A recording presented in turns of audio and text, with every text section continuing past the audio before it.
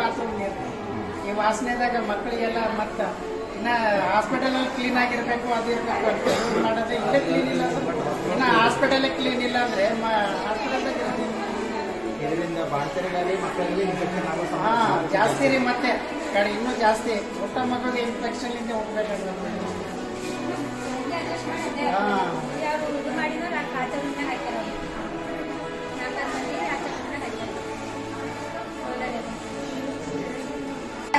ನೀವು ಬೇಕಾದ್ರೆ ಕಣ್ಣಾರೆ ಬಂದು ನೋಡಟ್ರಿ ಬರ್ರಿ ಅಂದ್ರೆ ಇಲ್ಲಿ ಯಾರು ಬಂದಿಲ್ಲ ಪ್ಲೇಸ್ ಸರ್. ಏನ್ ಮಾಡತ್ತಾರ್ರಿ? ಯಾರ್ದು ತಗೊಂಡು ಮಾಡಕ್ಕಾಗತ್ತಾರ ಬಂದು ನೋಡಕ್ ತೋರಿಸಲಿಲ್ಲ ಅವ್ರು. ಅಂದ್ರೆ ಬಾಣತನಕ ಅದಕ್ಕೆ ಇದಕ್ಕೆಲ್ಲ ದುಡ್ಡು ಕೇಳತ್ತಾರ್ರಿ. ದುಡ್ಡು ಕೇಳ್ತಾರೆ.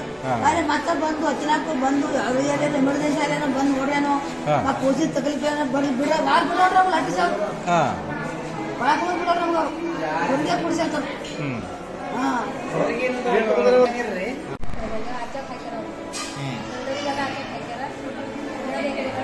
ಅವು ನೀರು ಯಾಕಡೆ ಬಂದೇವೆ ಒಳಗೆ?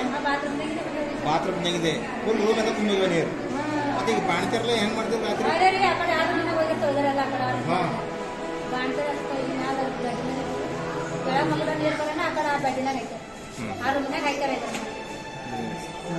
ನಿಮ್ಮ ಹೆಸರು ಹೇಳಿ.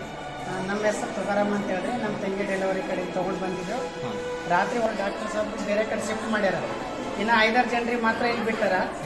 ಅಲ್ಲಿ ಅಂತೇಳಿ ಬೆಳಗ್ಗೆ ಏನೋ 1-2 ಅವರ್ ಪರವಾಗಿಲ್ಲ ಅಂತೇಳಿ ಬೆಳಗ್ಗೆ ಕ್ಲೀನ್ ಮಾಡ್ಬೋದಲ್ಲ ನಾವು ಸ್ವಲ್ಪ ಬೆಳಗ್ಗೆನೂ ಈ ಥರ ಜಾಮ್ ಆಗ್ಯದ್ರಿ ಅಂತ ಅವ್ರಿಗೆ ಸ್ವಚ್ಛಗಾರರು ಯಾರು ಕ್ಲೀನ್ ಮಾಡ್ತಾರ ಅವ್ರಿಗೆ ಗಮನಕ್ಕೆ ತಂದಿದ್ದೀವ್ರಿ. ಅದ್ರ ಬಾದ್ ಹಿಂದಿಂದ ಈಗ ಬರ್ತೀನಿ ಆಗ ಬರ್ತೀನಿ ಅಂತ ಹೇಳಿ 8 ಗಂಟೆ ಆಯಿತು, 10 ಗಂಟೆ ಆಯಿತು, 12 ಗಂಟೆ ಆಯಿತು, 2 ಗಂಟೆ ಆಯಿತು. ಬರಲಿಲ್ಲ ಅಂತ ಹೇಳ್ತಾರೆ. ಅಲ್ಲಿ ಇಲ್ಲಿ ಹೋಗಿ ಬಂದೇವು. ಮ್ಯಾಗ ಹೋಗ್ರಿ, ಕೆಳಗೆ ಹೋಗ್ರಿ, ಅಲ್ಲಿ ಹೋಗ್ರಿ, ಇಲ್ಲಿ ಹೋಗ್ರಿ ಅಂತ ಹೇಳ್ತಾರೆ. ರಾತ್ರಿ ಉಳ್ಕೊಳ್ಳಕ್ ಹೆಂಗ್ ಮಾಡಿದ್ರಿ? ರಾತ್ರಿ ಉಳ್ಕೊಳಕ್ ಏನು ಮಾಡಿಲ್ಲ ರೀ, ಎಚ್ಚರನೇ ಇದ್ದೇವೆ ಅಷ್ಟೇ.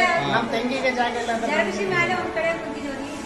ಮಕ್ಕಳು ಬೇರೆ ವಾರ್ಡ್ದಾಗ ಅದನ್ನೆಲ್ಲ ಫುಲ್ ಬೆಡ್ ಫುಲ್ ಆಗಿ ನಾವು ಹೊರಗಡೆನೆ ಮಕ್ಕೊಂಡಿದ್ದೇವೆ. ಇಲ್ಲಿ ಇಷ್ಟು ಬಂದು ನೀರು ತುಂಬಿ ಹೇಳ್ತೀನಿ ಯಾರು ಬಂದು ನೋಡಿಲ್ರಿ ನೋಡಿರ ಆಮೇಲೆ ನೀವು ಬರ್ತೀವ್ರಿ. ಬೇಕಾದ್ರೆ ನೀವು ಕಣ್ಣಾರೆ ನೋಡಿಟ್ರಿ ಬನ್ರಿ ಅಂದ್ರೆ